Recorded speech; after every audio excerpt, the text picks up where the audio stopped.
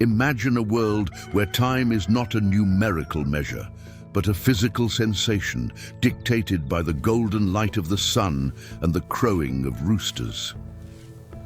For millennia, humanity breathed in the slow rhythm of the seasons, harvesting what the earth offered and sleeping when darkness reigned. But suddenly, in the heart of Great Britain, this pastoral silence was violently torn apart. A new sound began to echo through the green valleys, the sharp, rhythmic hiss of pressure valves and the metallic pounding of tireless pistons. The horizon, once painted with clear blue and white clouds, began to be devoured by thick columns of oily black smoke spreading like a plague across the skies. It was not just a technical change, it was an ontological rupture in the human experience. Man stopped looking to the sky for guidance and began looking at the clock, bowing before a new mechanical god. Domestic workshops, where the artisan was the master of his craft and his time, were swallowed by the colossal shadow of red brick factories. The smell of hay and wet earth was replaced by the acrid odor of sulfur and burning coal, a toxic perfume that heralded the birth of a new era. In this scenario of abrupt transformation, nature was subdued, and the biological rhythm of life was forced to march, for the first time in history, to the relentless and artificial sound of gears.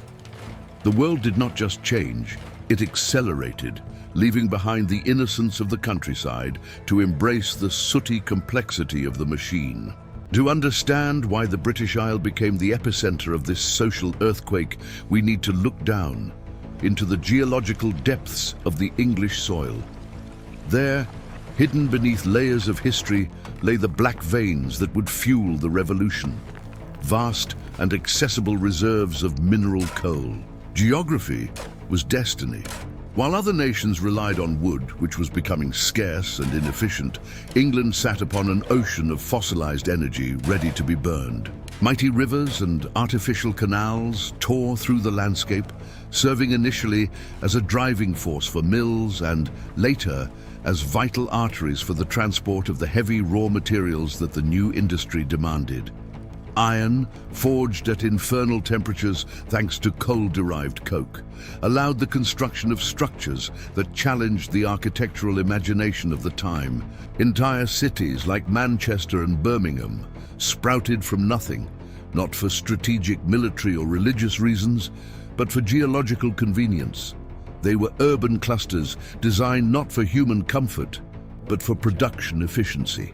The land was gutted, its resources extracted with a veracity never seen before, transforming idyllic valleys into what the poets of the time would call Satanic mills.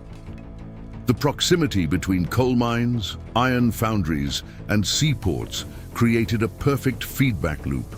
Nature ceased to be a sacred temple to become a warehouse of resources, a pantry to be plundered in the name of progress.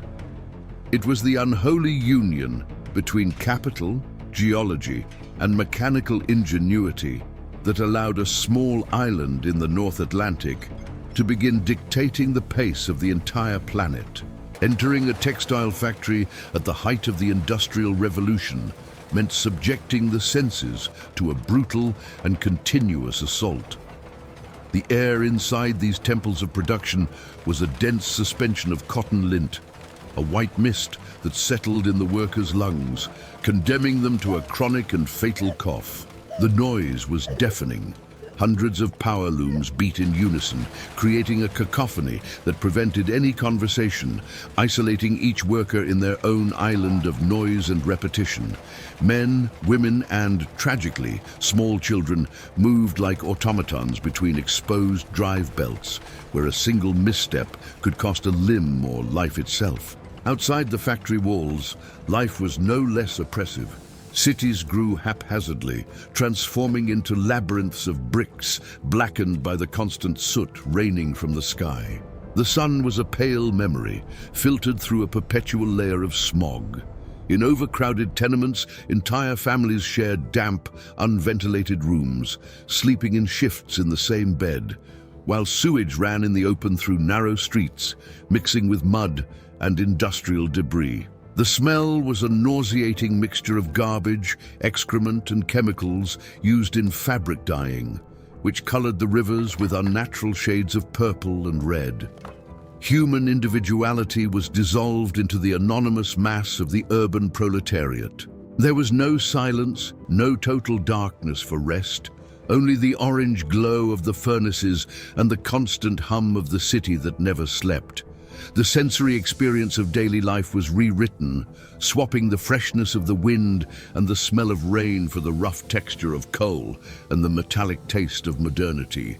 At the center of this whirlwind was an invention that pulsed like the iron heart of the new order, the steam engine perfected by James Watt.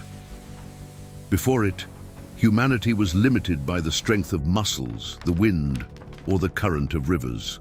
With steam, energy became portable, constant, and tireless. This machine did not just move pistons, it moved the structure of global power. The rise of factories consolidated a new social hierarchy, where the owner of the means of production, the industrial capitalist, ascended as the new nobility. Time, once circular and agrarian, became linear and monetized. Every lost second was profit that evaporated. The organization of work was sliced into repetitive tasks, stripping the worker of the knowledge of the complete process and turning them into just another replaceable part of the gear. The time clock became the instrument of supreme control, monitoring every entry and exit with military rigor. Great commercial empires were built upon the exploitation of cotton, connecting slave plantations in the Americas to the looms of Lancashire, creating a global web of trade stained with blood and sweat. The industrial bourgeoisie accumulated fortunes that rivaled those of kings, building mansions far from the smoke that generated their wealth while financing the expansion of railroads that shortened distances and accelerated the world. It was the triumph of cold rationality, statistics, and efficiency over tradition. Society organized itself around the chimney, and the rhythm of humanity was synchronized by the factory whistle, establishing an economic system that valued mass production above human dignity, shaping the foundations of modern capitalism that governs our lives to this day. However, this dizzying progress did not occur without resistance or deep fractures in the social fabric. The promise of abundance was accompanied by abject misery for the majority, creating a powder keg ready to explode. In the shadows of the night, groups of men known as Luddites, with faces covered and hammers in hand, invaded factories to smash the machines that stole their livelihood and dignity. They were not enemies of technology out of ignorance, but desperate rebels fighting against the obsolescence of their own lives and the hunger of their families. Tension was palpable at every corner. The fear of worker uprisings haunted the industrial elite, who responded with violent police repression and draconian laws.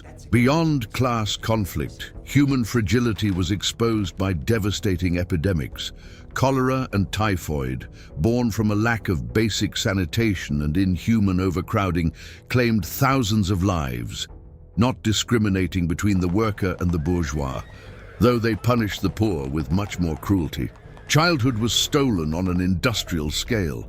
Children of 5 or 6 years old crawled under moving machines or dragged coal wagons in tunnels too narrow for adults, their bodies deformed by premature effort. There was a widespread sense of moral vertigo, a silent questioning of whether the price paid in human suffering and environmental destruction was worth cheap fabrics and exorbitant profits. Society was stretched to its limit, balancing precariously between the order imposed by steam and the chaos generated by extreme inequality. The soot that covered the cities not only dirtied the facades, but seemed to stain the very soul of a civilization that, in its relentless pursuit of the future, seemed to have forgotten the value of present life. As we look back through the mists of time, we realize that the Industrial Revolution was not just a historical event contained in books, but the Big Bang of our contemporary universe. The world we live in today, With our illuminated cities, our smartphones, our cars, and our climate crisis, was forged in the furnaces of the 18th century. We are the direct children of that moment, when humanity decided to burn the earth to feed the sky. The transition from the natural rhythm to the beat of the machine is now complete. We live in a 24-hour society, eternally connected and productive. The material comfort we enjoy is the legacy of those first steam engines, but the environmental scars and structural inequalities are also part of this indivisible heritage.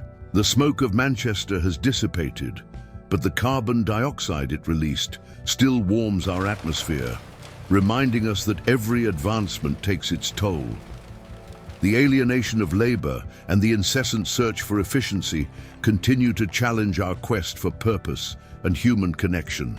The history of the Industrial Revolution is a mirror where we see the reflection of our own ambitions and fears, a continuous narrative about the power of innovation and the danger of dehumanization.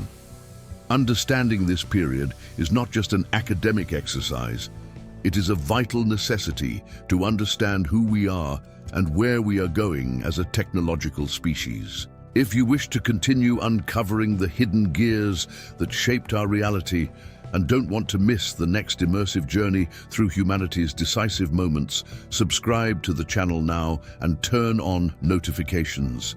Join us in this continuous exploration of the past that defines our present.